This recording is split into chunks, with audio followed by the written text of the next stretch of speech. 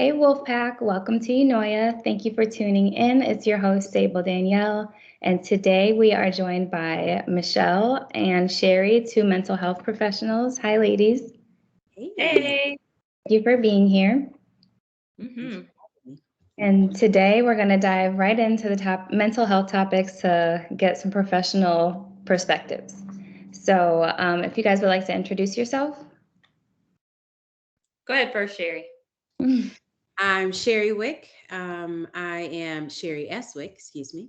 Licensed clinical professional counselor, owner and founder of Holistically Divine Counseling, and also have a wellness merchandise store, Moments of Mindfulness. And I'm so excited to be here. Excited to have you. Thank you. Thank you. Michelle? My name is Michelle Owusu. I am also a licensed clinical professional counselor in Illinois, and I work as a therapist with Holistically Divine. I also do some online therapy. I've been licensed for nearly 15 years now almost. And I'm working on being dually licensed in California as well. Nice, awesome. So you guys have been in the industry for a very long time, and I'm sure you have a lot to share with us. So let's jump right in. So whoever wants to go first, it doesn't matter. It's just conversation. So I'm sorry, what made you choose the mental health field? Like, why is it important to you? Michelle, go. Okay. I chose the mental health field a long time ago. I feel like I was a kid and I knew that I wanted to get into this field before I even really knew what the field was, because I just knew that I wanted to help people. I knew that I enjoyed talking and listening to people, in particular, listening to people. I knew that I had a knack for understanding people and like feeling people. And so I knew that that's something that I wanted in my life. And so as I got older and needed to decide on a career, I knew that this was the right route because it was almost everything that I felt like I had strength in. And even more so than that, I felt like I could make a difference at least a little bit. So that's the main reason why I got into the field, is being able to make a difference and allowing people to have space to work through their own stuff and just allowing that avenue to open up for people. I think I can piggyback on Michelle, saying wanting to help people and listen and giving space. I didn't know about mental health. And I think we might touch on this later. Just culturally, I grew up in a family where we prayed about it, and that was really it. You didn't really seek out. So I actually wanted to be a pediatrician. We had a family pediatrician that he was just amazing. So like, he was my mom's pediatrician. He was her sibling's pediatrician. It was really cool. And I just knew that I was going to be him. And then my grades told me otherwise. So I shifted, went to the career development office, shifted, and actually got into family consumer sciences, which would have led me down the social work path. But fell in love with Benedictine University and fell in love with their program and what they were talking about in their program, like what you can do. But this idea of like wanting to help people when I was younger, absolutely. Only child by my mom. So I was always in adult spaces. And so I would just be listening to everything, watching body language, trying to understand as they were trying to say things without saying things, just concerned about me. So definitely felt comfortable in that space, definitely felt comfortable in listening and supporting and helping. Until understanding what that really looks like. It looks different, right? This term helping. We do so much more deeper, amazing work. So full circle, I guess. Well, I think it's amazing because helping people, of course, which is why I'm here. And I think that mental health isn't talked about enough. Like you said, you both didn't even know what it was when you entered the field. And I love that it's grown and people are trying to take it more serious. It's becoming more, people are becoming more aware of it, you know. Yeah. Sherri, you mentioned two things. So I guess what are some things that you guys do that people may not be aware of? Because you mentioned that you do so much more than just help. What is it that you do? Ooh, we going in. I'm excited. Okay. So I would say the doing from what I believe, at least I know I do, is ensuring that the space, that this therapeutic space that the client and myself are in is safe. That's the first and foremost. We can't move, we can't talk through anything if the space isn't safe. So really observing the client and understanding their body language. So being very mindful of how they respond to things, what that looks like, what that sounds like for them, what they're experiencing, which would be rapport building. I would say that's the first biggest, most influential piece to this work is building the rapport. If we don't have a rapport, and I mean a safe, secure rapport, and of course it happens over time, but I think that's the first biggest thing. I think oftentimes people think that there's still the stereotype of, oh, you sit on the couch and we psychoanalyze, and that's not it at all. So, Michelle, what would you add? Yeah, adding to that, I think like you were saying, the stereotype of sitting on the couch is also the stereotype that a therapist's role is to provide advice and Yes. tell you what to do. So clients come to you so that you can tell them what they need to do with their lives. Yep. But as Sherri said before, it's far deeper than that. So she's talking about creating a safe space. And the reason to create that safe space is so that a client can be open to start processing the inner depths of themselves, so Yeah. they can start working through their experiences. We just kind of help them open up the path, by asking questions, challenging them, maybe providing some coping skills or things to think about, things to consider. But really the primary work is done by the client. And oftentimes clients don't recognize that it's their work that gets through. It's really not us. We're just kind of providing this foundation to help them be able to work through so that the doors can open on their own, so that the light bulbs can go off on their own. Yeah. Yeah.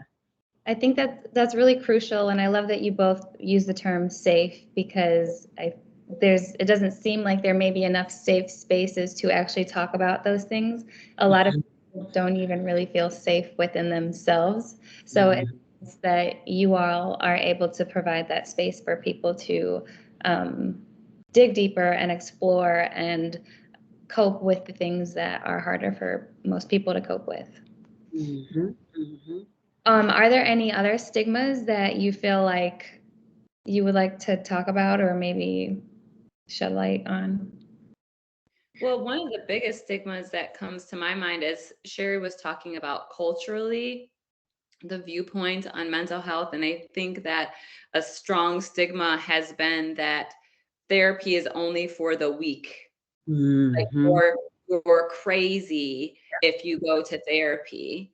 And that's so far from the truth. You actually have to be incredibly strong to go to therapy and incredibly resilient to be able to take accountability and look within yourself and dig through the darkness. That's hard. That's much harder than just kind of being blind to it and ignoring it and walking around.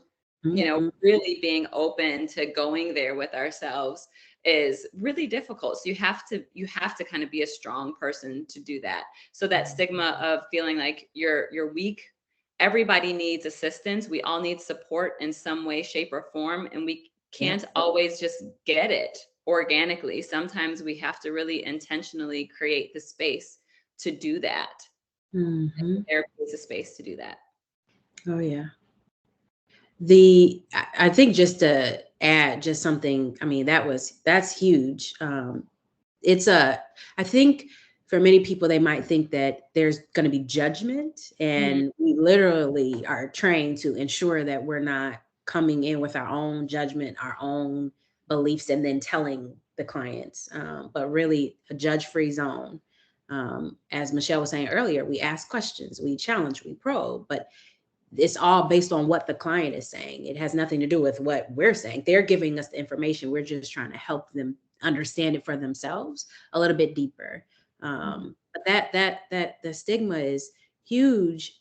I would also add maybe the expense. There are people out there, organizations out there that are offering, sliding scale, which means they base it off of their income, or free counseling services, and it's quality counseling services. And so it's just asking those questions, saying, as a client is calling, hey, do you offer sliding scale? Do you offer free? Because at one point in time back then, it was, really hard to access, but now more and more people are realizing, hey, we have to do better, because everybody, just like Michelle said, everyone needs some type of support and a supportive space. I love that you touched on all of those different topics, and I think that it's another thing to talk about is that it's not a last resort. I think people feel like trying to do everything themselves and it's a last resort, whether it's with themselves or relationship. And for me, I feel like if I would have gotten therapy sooner, then maybe I would have had an easier time changing, my perspectives and things. That's huge. That is huge. And that's our society, though. If you think about it, we are very much what's the word? We're not a preventative society. We handle everything after. And it's like almost a lot of the harm, I'll use that word, has already been done, and it's coming back to undo all of those things. So starting there first, and it's just to say, hey, here are some of my thoughts, and sometimes they're confusing, or sometimes my behaviors don't line up with my beliefs or what I value. Can we just talk through them? Yes, absolutely. Let's talk through them before you maybe go into a field that you are truly unhappy about, but your family has told you you have to go into this field. Or maybe you're dating someone and you're like, oh, this is hitting some things inside of me that I've never felt before, just before there's a blow up or escalation, or you're feeling isolated or alone. I love the idea of starting something first. Now, I'm very biased because I'm in the field, but yeah, to piggyback off of that, I was just thinking too, we're talking about stigma also before. I think a big reason why our culture, our society isn't focused on preventative, especially when it comes to mental health, is people aren't really even allowed to have feelings. Like we're not even allowed to express ourselves and feel emotion. So if you feel emotion that's anything other than happy or excited, there's something wrong with you. So then people are fearful of expressing that they have other feelings or emotions going on. So then they try to hide it because they don't want other people to judge them for having these true human emotions that every single person that walks the earth has. But we all walk around like, this is me. Nobody's going to talk to me if they know that I'm afraid, or that I have anxiety, or if I'm depressed. And I think that falls right into that as well. That's huge. And the idea that anger is now normalized and the main emotion, right? Like, and it's sexualized too. If you think about it, like anger is sexy. You watch a movie and they're angry, and then they have, they make out and have hot sex, and it's just this great thing, rather than understanding, hey, there were a lot of other emotions that we could have processed through first, before we even got to anger. And maybe you absolutely need anger, right? Well, we do, right? But maybe you absolutely needed to be in that space. But there are a ton of other emotions that we can process through. But this idea that you're not allowed to, Michelle hit it. Yeah. You're not allowed to. Very true. And that's a huge part of what I like to talk about. I feel like everyone throws around the term normalized, but I truly would like us to normalize that emotions are a natural state. We have them for a reason. We are supposed to use them as triggers, like they alert us for things. And I always forget the name of this movie, but there's a Disney movie. Yes, Inside Out. It's my favorite. Out. I Yep. use that. Yep. Inside Out. Okay. It has so many gems and great pieces of knowledge to take away from that. And so, yes, emotions are huge. Feel them, get stuck in them, feel them to learn from them. Yep. You know, another movie, Sable, it's not honed in on as Inside Out, but Up, another one is really good in that, talking through or processing through grief, or loss or something like that. I love those movies. And actually, it's because of interning at Michelle's family counseling services. Michelle was my supervisor, and we used movies in our domestic violence groups, where we were like walking through and talking through how our clients understood what was going on. So I love movies and connecting them. Yes. The impact. You also brought up a good point that I didn't really think about from this perspective, how you said that anger is just everywhere. It's like the first emotion, and then it's also over sexualized. And I never really took a step back to think about it. It is often what they throw at your face, whether it's on TV or social media, which is entertainment, so I'm glad that you made that point. So why do you think culturally it's hard for melanated people to go deeper and be open to mental health or therapy, or not even melanated, just anyone who feels like, I don't know, just really, really struggles with it, just culturally, I guess? Well, I think one piece of it, especially for melanated people and possibly others, is when we go way back in history, I feel like we were in a state of survival. Life is about survival. There's no time to feel sad. There's no time to be anxious. Otherwise you might die. If you hesitate because of your emotions, you might not survive. So this focus on survival and being strong to survive stayed there. And so then it's like, if you have these feelings of fear or anxiety or something, you're the weak link, because if we spend time on that, we may not make it. And I think that undercurrent has kind of traveled with us. Oh yeah. Yep. I would, yeah. That's real. That's the truth. And it's our reality. It is our reality. And this idea of allowing just to sit in any other emotions, you might die. You might die. I like the point that you made earlier about having to be strong and really resilient to be open to talk about mental health, because like you said, you're looked at as the weak link by talking about these things or noticing these things. But if you actually take a step back and give time to that, time and energy to it, then it has more benefits than it does anything. You'll actually see how strong you truly are, or you can be, if you allow yourself to see that in you. Absolutely. So, what are some benefits of therapy? Oh, we only got an hour and a half. I know. Go ahead, Sherri, you start. I would say being mindful that we only have an hour and a half. The first thing I think of would be our thought patterns, our thoughts, and then our behaviors, and of course our emotions. But the first thing I think of, because it takes a while, let me not say it takes a while, but there's more time to be spent on helping folks who have really truly just said, I can't be angry, I can't be sad, I can't be whatever, vulnerable. It takes a little bit more time to help them understand, yes, actually you can. So the thoughts first, helping folks shift their thoughts from healthier thoughts that support whatever they're coming into therapy for. And then that then changes their behavior.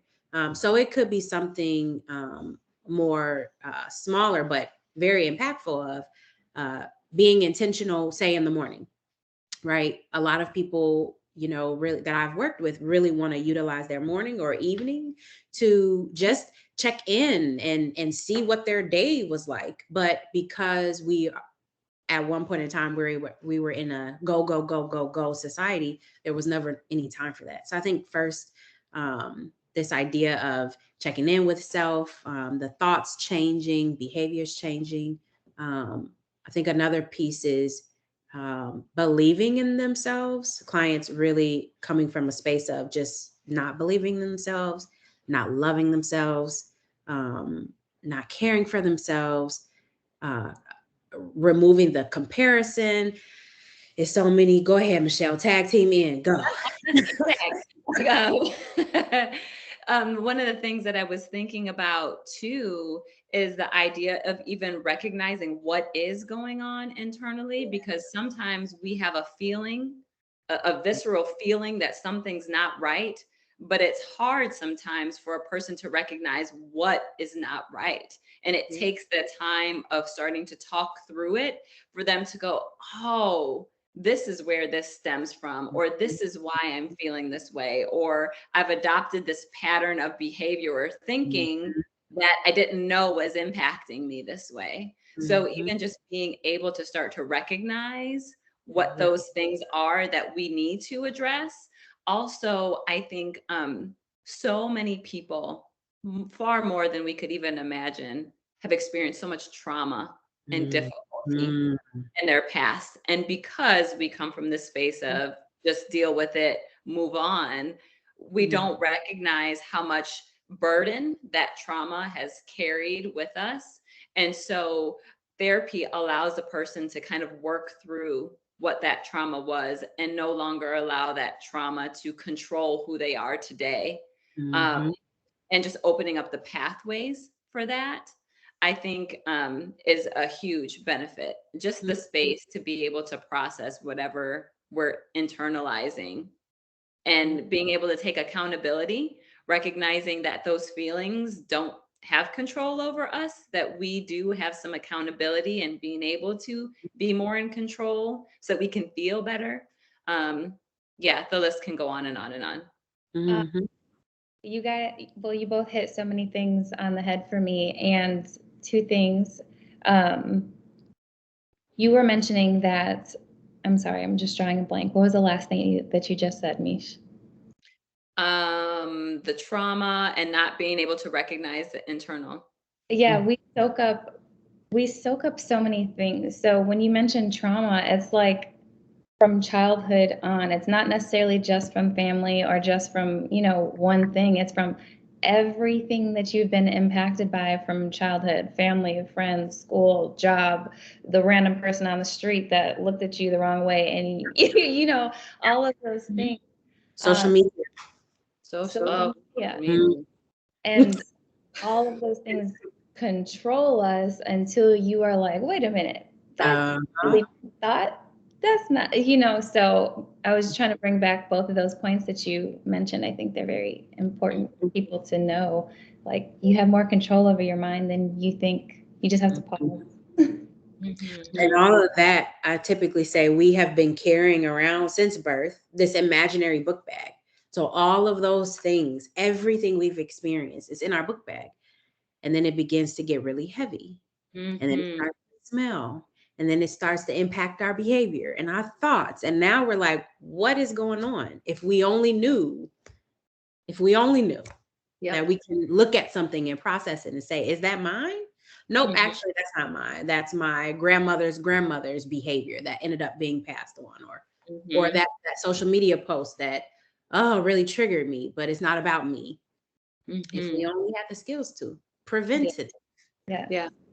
It's not about me. I love that. It took me a long time to realize that it's not always about me. That person's reaction or response Mm-hmm. is because of something they've got going on.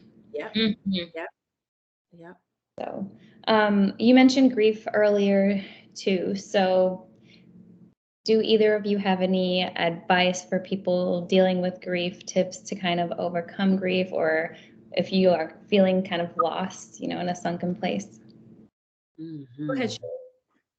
We I my understanding is that we actually don't overcome grief. We move through it. And that will be the first thing. Is many people think, oh, I'm gonna get over it. And right then you're not getting over it, you're moving through it. And maybe year one of that loss or whatever that is, and grief could be anything. um, Maybe year one is extremely tough, and then year five is extremely tough. The years in between weren't as tough, but it's still there. um, i I believe, I hope there's going to be more research that's coming out, and there's a little bit, but not enough, on us grieving COVID. We were, our lives were altered, so we would want to, or really need to, grieve the life that we thought we had, the life that we had, that we thought we had, and then whatever this life is going to look like now. But grief, and it sneaks up on you sometimes. You might Mhm. be having this really lifted, empowered, joyful day, and all of a sudden, a few hours later, you're like, you know, wondering what's going on. What are all these emotions? It's grief, probably, because maybe something you didn't even recognize connected you with that thing that you're mourning or you're grieving. Yeah. Yeah. To piggyback off of that, I read a quote at one point, what Sherri was talking about grief. You just kind of manage through it and you're working through it. Kind of described it as like swimming Yeah. in the ocean. There are times when the water is calm. You Hmm. still have to work to get through it, but it's calmer, it's easier. You get through it. Then sometimes the waves hit, sometimes the waves hit hard. Sometimes Yep. there's a storm, you Yep. know, but it comes and goes. We Mm, don't know when the waves are coming. We don't know when the storms are coming. yep. But as long as we're able to recognize that, that can help give a little bit of peace, at least knowing that like what you're experiencing is normal, Yeah. Yep. you Yep. know? So I think that that piece that you were talking about is really huge. And I think as far as advice or tips, own it. I think that's Yeah. the thing, is Yeah. not Yeah. trying Yeah. to push it away or avoid it. Yep. Allow ourselves to feel the feelings of grief. Whatever it is we lost something. Mhm. And that's Mhm. Mhm. painful and it's hurtful and it's Mhm. hard. Even if we can see a silver lining, that's still hard. Right. So Right. just being able to recognize that it's hard and that it's okay to Mm, go through grief, I think that's the biggest thing mm, versus trying to feel like, because I've seen family members, of people who've had a loss that try to push them through it. You're gonna yeah. be okay. Don't worry Yeah. about it. You just got to keep moving on through life. Mm, That doesn't help. mm-mm. It Mm, might help you avoid for a moment and give you some temporary feelings of not having to feel it, but it's going to come crashing right. back at some point and maybe even harder if we Yep. ignore it. So just being able to allow ourselves to sit in those feelings and allow them to come Mhm. and go rather than fighting. Mhm. Mhm. And to piggyback what Michelle just said, after that, after you've allowed it and sat with it, then ask what you need from a friend, a family member, your therapist, or your coach, or whomever you trust. Just being able to say, you know what, I need this, or I need some space, or I don't know, but just communicating then, if there is something that you need. Sometimes it is just sitting with it, and being present with self. And then sometimes you might need something else. It's okay to ask. And you're asking those who love you and care for you and support you. Yeah, absolutely. So do you think, I mean, I know everyone is different. Grief is different for everyone, and there's no set time for anything. But it can also be easy to get stuck, like to cross the line from grief to like depression at times, maybe. So do you have like a suggested time frame to kind of check back in with self to be like, are you taking care of you? Like it's okay to feel, but are you taking care of you? Or I don't know. I would say depression is in the grief cycle. And when it comes up, it, because we never know when. I just like the idea of checking in with self every day. If we're operating from this imaginary book bag, no one has ever gone through that imaginary book bag from birth until whatever age they are at that point. So something in there is impacting them. And so just this idea of I have this, and so I also have just what today is. So let me just see how I am. So I like the idea of, this is what I tell my clients and I do for myself. When I wake up in the morning before my feet hit the floor, I ask myself, how did I arrive? Right? So like what am I feeling in my body? What am I thinking about? Anything carrying over from dreams or the day before? And then trying to get it out, whether you record it on your phone, record it in a journal, whatever, because guess what? That will also probably impact your day. And it could be whatever it is. If it's grief, really allowing yourself to just say, I'm grieving. I'm not feeling well. I'm feeling whatever you're feeling. And then figuring out what you need after that. Maybe you need to eat breakfast now, even though you normally eat breakfast, into when you go into work. But now you're needing breakfast because you need more time. Really pivoting to honor. That would be the tip. Pivot to honor what you need.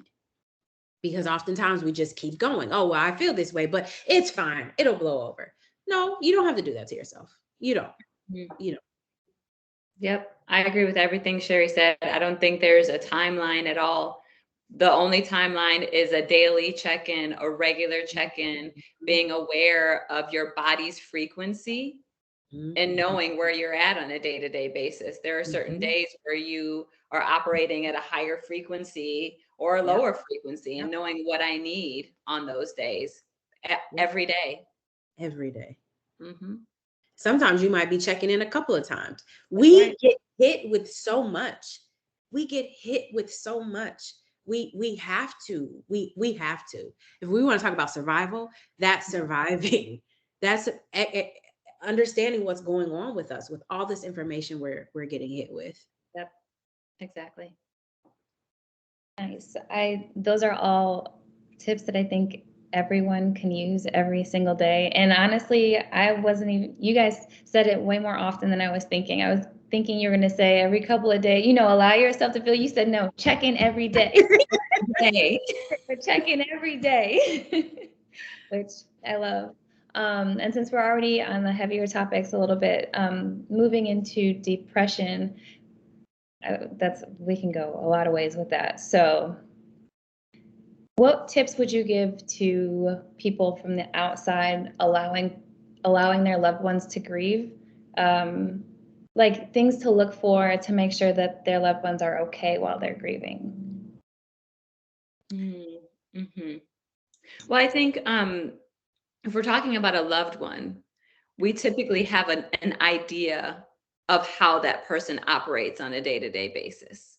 We have an idea of what their face looks like, what their eyes look like, at certain times. And so when you see a change in what's behind their eyes, if you notice that they're not as excited about things that they tend to be, usually are excited about, if they're typically someone who's regimented and more scheduled and they seem to be off their schedule, like just really taking notice of that person as a whole. And if you see them operating in a way that's atypical, even if it's just something small, but you start to see a pattern. I'm not talking about just one day because everybody has an off day, but if you're noticing that there's a pattern, they're not this is a bigger thing, but like not taking care of their hygiene. Mm-hmm. You know, and like they're not Mm-hmm. showering every day, and they usually shower every day, Mm-hmm. or putting on makeup or doing their hair. Those are things that you can really see, but even just in the way that they talk to you, they're not sharing the same things that they would. Their voice inflection is different. Just those kinds of things can help you identify that there's, hey, what's going on? Mm-hmm. You know, and Mm-hmm. giving them the space to let them know, not forcing them to talk, but just say, hey, I've noticed that you've been a little different lately. And I just want to let you know that I'm here for you. Whatever you need, let me know. So there's no pressure and like, what's going on? What's wrong? Because that can shut a person down. But like, hey, I noticed that something's off or something's different, and I'm here for you. Let me know what I can do. You know, something as simple as that can be helpful. And I love that gathering, right? Like you're observing, Michelle, as you were describing that, you're observing what's going on, you're taking note, and then you're responding to it in a very loving and supportive way. I the past few weeks I've noticed, right? And that doesn't even have to be face to face, because they might not be able to talk things out right now. And so maybe it's in a email, or maybe it's in a note, right? In a notebook that you can just leave out for them to sit with that. But just that piece of showing up and just showing the behaviors, and not what we are assuming, but just the behaviors, and focusing in on that. Yeah. Those are all great helpful tips, because I think those are the easy things to recognize, but they're also easy things to kind of let fly by if you're not really paying attention. Yep. And so sorry, I was just going to say not paying attention, or sometimes people are afraid. They're nervous. They notice that something's off, but it's like, I don't want to interfere. I don't want to overstep my bounds. I don't really know how they're going to react. So let me just leave it. You know, that I'm sure they'll get through it on their own. You know, that's a huge thing too, instead of recognizing, again, accepting that it's okay that this person might not be okay. And not being afraid to be there. That doesn't mean you have to help them and, you know, do the work for them. It's just letting them know that you're there. Yeah. Did you have anything else to add in, Sherri? I really liked you don't have to do the work for them. So since we're a society that we are not, I don't want to generalize, but oftentimes we see a problem, we just want to fix it right away. Whether that's suppress it or we just want to get rid of it. And so this idea of just noticing the behavior and saying that could be the game changer. Not noticing behavior, saying it, and then saying, okay, now what do we need to do to make you feel better? Because it's really, I want to feel better because I'm uncomfortable, right? And it's not about me, right? It's about the person. Yeah. And then I think from the other perspective, like just noticing it already could be a lot for that person. So noticing it and then adding on question after question, like trying to help, but not really help. Like, okay, slow your roll. Like now I'm leaving. Now I'm running. Yes. And then, so how would you approach this? Kind of a different topic, kind of goes together, but you mentioned not really knowing how to approach someone because you're nervous. So what are some tips to approach difficult conversations, whether it's with that or like boundary setting or anything? Go ahead, Sherri, you start. Thanks for the show. I love this question because I think it was something that like clicked for me just throughout my just living. We don't always have to talk verbally. I know, right? Like, duh, but seriously, we don't have to. We can do it through writing in any way. We can do it through art, right? Just giving room to say to get out everything, and then being able to talk it through, right? So this idea of, I may be experiencing something, but I don't actually have the words, but I can draw it out. I can draw it out, and then that's the picture I have. And now I can talk to whomever I need to talk to about what I just drew. right? Or maybe there's a song that really connects with how you're feeling and what's going on, and you're able to share that song with whomever. I just love the idea of doing whatever you need to do in the healthiest way to get out what you want to say. And you talk about boundaries. Oh my gosh. Oh my gosh. I'm going to actually go ahead and drop that over to Michelle. But that piece of sharing something does not always have to be verbal until you're ready to actually say it with your mouth. Yeah, I think that's really key, because what that allows you to do is be more intentional with what it is you want to communicate, because you start identifying what it is you actually want to communicate Right. versus just reactionary response Yep. versus intentional. You know, I always say act versus react. Mhm. And I think that's really huge. So then once you get to the point where you're able to figure out what it is you want to communicate, I think it's important to recognize that where you stand and what you want to communicate is just as important as the other person's feelings. Because I think oftentimes we Mhm. choose not to set boundaries or share how we feel Mhm. because we don't want to hurt the other person's feelings. I don't Mhm. want them to feel bad. I don't want them to be upset with me. So I'll just take it on. But then here we are sacrificing ourselves and our own well-being and our own Yep. needs for the Yep. sake of someone else's. Mhm. When I could communicate in a clear, concise, Yep. um, and understanding way, you know, Mhm. expressing how you feel. You're not criticizing, staying away from criticizing, staying away from defensiveness, just being clear and honest with what it is that you're needing or what it is that the person is doing that you can no longer accept or Mhm. that's no longer working for you. And Mhm. that person's response is their responsibility. Yep. As long Yep. as you have done your own work and you've communicated in that way, the rest is on them to be able Mhm. to listen. And I think oftentimes we internalize that, like, oh, they're upset with me. I said it wrong, or I Mhm. didn't do it the right way. But if Mhm. we can sit with ourselves and recognize, okay, I went through all the steps, I Yep. did it the best way that I could. And now I have to leave it to them. I communicated what I needed. And now I'm going to take my action steps Mhm. to Mhm. take care of myself. Yep. Yep. I'm Yep. glad that you said that because my next question was going to be, well, what about when you are direct, but you feel like the person you're speaking to has a hard time receiving you, being direct? Of course, not direct in a rude way, but like you said, in a respectful way. So, We have to honor that they get to respond the way in a healthy way for them, that they, as long as you are not being harmed or anything that's unhealthy, they have feelings, they have emotions, they have their thoughts, and so giving room for them to feel all those things. And then what is beautiful is you may have just taught them how to communicate in a healthy way or how to set boundaries, but we have to stop robbing people of their emotions. I don't want them to feel bad.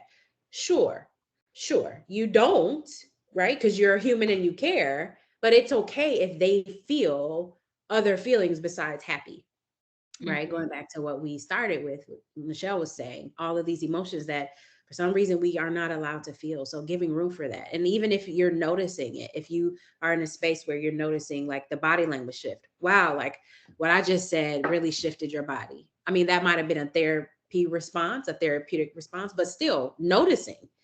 It feels amazing when we're seen. It feels amazing when we know that, oh man, like that person knows that I'm feeling some things, but they're giving me room to work through it, rather than, I'm not going to say this because I don't want you to feel bad because you're not supposed to feel these emotions. It's just too much. it's a lot. It is. It's just It like, is. it seems like sometimes people don't, whether it's the person with baggage, it's like, oh, well, I don't want to approach this person because I don't want to be a burden on them. And then the other, it's like nobody wants to be a burden. And so we're all just being a burden to ourselves. Right. Right. Exactly, exactly. And to kind of piggyback on what Sherri said, as far as like allowing people to have their feelings. So let's say I have just done this work of like figuring out what I want to communicate. I do the best that I can. It takes a lot of courage to do Yes. that. So we have to honor that. Like it takes a lot of courage. I finally said what I said. And now this person is coming at me with all of their fiery, intense emotions. That Mhm. is hard because you Mhm. just allowed yourself to be vulnerable because it's a vulnerable thing to share your feelings and your needs. Now this Yeah. person's coming at us. So we have to take a breath and say, Yes. this is not about me. Yep. They are allowed, like Sherri said, to have their feelings or their responses. So let me sit back, and rather than becoming defensive or internalizing it, let me just sit back and hear what they have to say. Mm-hmm. And I can say, you know, I understand that that was a really upsetting to you. Recognize, validate their feelings. That doesn't take away what you stated. Yep. That just lets them know, I understand that you're upset by me setting this boundary. Yeah. And hopefully we can figure out a way to make this work for both of us. Because I do have to stand true to my boundaries, but I also care about you, especially if it's someone that we care about. Yeah. You know? So being able to do that, and then just like Sherri said, now we're modeling for them. Usually that helps someone de-escalate a little bit because they realize they're not in a competition. Mm-hmm. Mm-hmm. They're not fighting to be heard. Yeah. Mm-hmm. What is the end goal? I'm not trying to attack you. Like, we're trying to understand each other, not one up each other either. Like you said, it's not a competition. But also you triggered another question for me. So what if you're in this position where you express yourself and the other person is, you know, they're triggered, so their response isn't the best, and you are trying to disengage because you realize it's not going anywhere, but they're not really letting you disengage? Like, how do you kind of escape a scenario like that? I don't like the word letting me, because I am in charge of myself, right? Mm-hmm. But I know what you're saying because it feels like that. Yeah. You know, especially if we're in the same physical space. This Mm-hmm. person's not letting me disengage. At some point, if we have realized that this is no longer a safe space for me to be in, I have to make the decision to physically disengage. I get up and I leave. Now, obviously, when we're talking about, like, I'm thinking about domestic violence, because obviously I did a lot of domestic violence work in the past. That's a whole nother topic. Yep. Yep. Because that's different. But if we're with a person that we tend to feel safe with, but we're just feeling like it's an upheaval and things aren't going well, and we know that there's no coming down from it, being able to say, hey, we can talk about this later. We both need time and space to calm down, because I don't want to hurt you and I don't want you to hurt me. So I'm going to leave. And then that's it. You don't have to wait for a response. Yep. Keep going back and forth, because that's the thing, we like want to settle with them. So like almost like they're going to give us permission to leave. We don't need their permission to leave. Just being able to make that decision and go. Now, of course, everything that we're saying, Sable, is so much easier said than done. Right? Yes. In the moment, it's hard work, it's difficult, it takes a lot of practice, but we all can get there. Did you have anything to add? No, that's yep. Can I pick your brain a little bit farther, since you separated the domestic violence and then the non-domestic violence? For people who are experiencing domestic violence or have, I know that we could go forever with that, but some quick steps or some things that you would like to give to them, advice that you would like to give to them.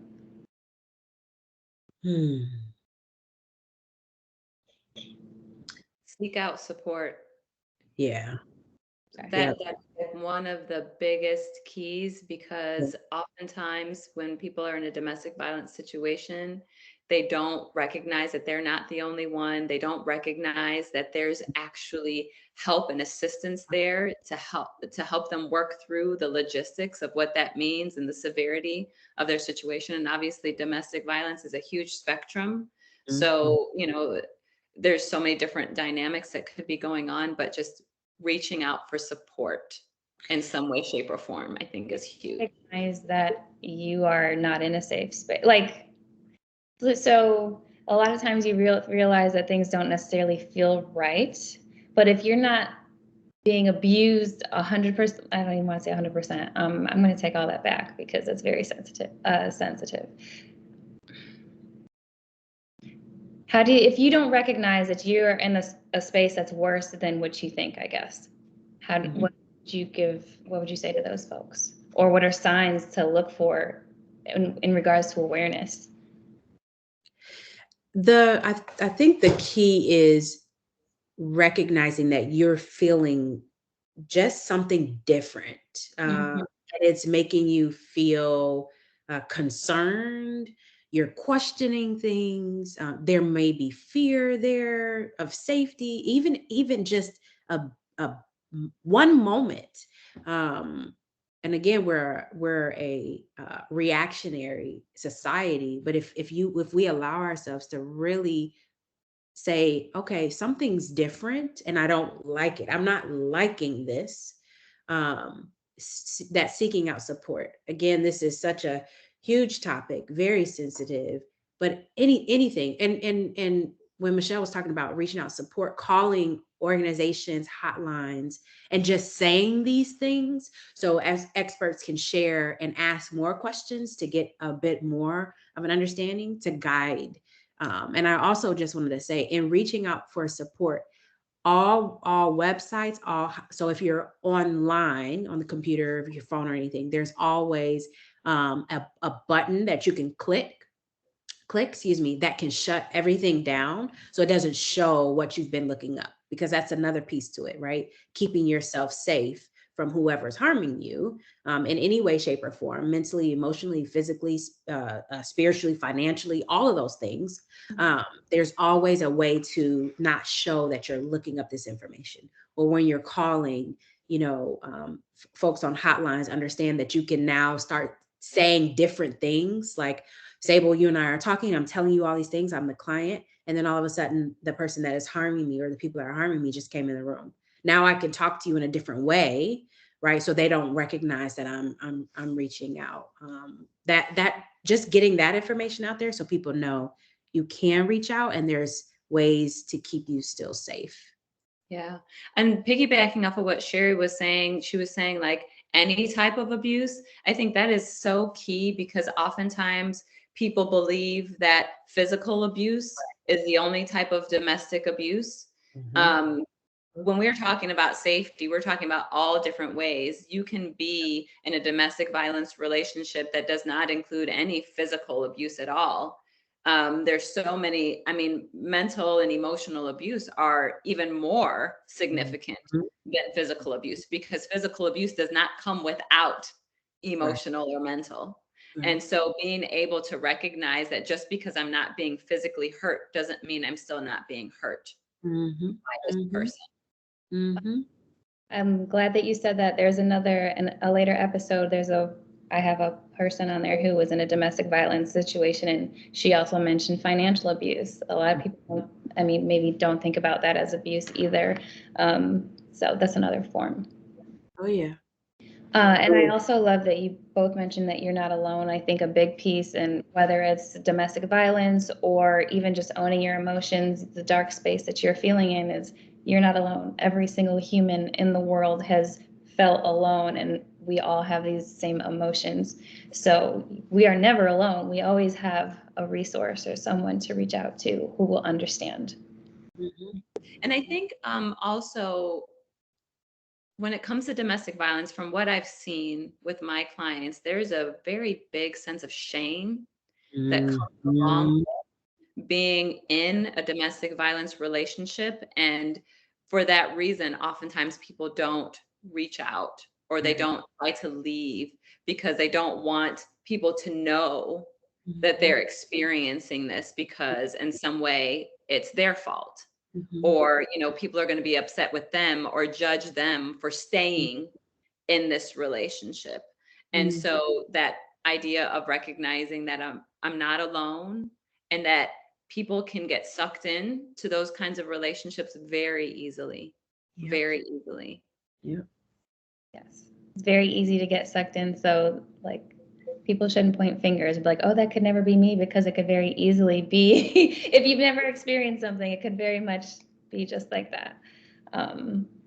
So yeah. And Michelle, you mentioned a few times the word intentional. So My favorite word. Mine too. why is it your favorite word? How does living intentional impact someone's life, their mental health? It's so easy to just let life pass us by. Yep. Right? We go through the rigmarole of every day in and day out. We have a schedule. We're doing this, we're doing that. And then all of a sudden, all this time passes. If we're not intentional with our day, we're not able to experience joy in the same ways. We're not able to connect with ourselves in the same way. And if we're not able to connect with ourselves, then that means that we're oftentimes not taking care of ourselves in the way that we need to. Our focus is just distributed in all these other areas that aren't assisting us personally. And so oftentimes, especially as women, or, you know, you have a family, you put all your focus into taking care of your kids, but you're not intentionally focusing on yourself. And even with our kids, sometimes it's like, it's a job. I got to get up, I got to make their lunches and get them breakfast, and we're going through the motions. But like, are you intentionally connecting with them? Are you intentionally seeing how they're growing up and reflecting on that? Are you intentionally taking care of yourself so that you can be a good influence in their lives, so that you can be a good model for them to look at? You know, so intention is everything. It is everything.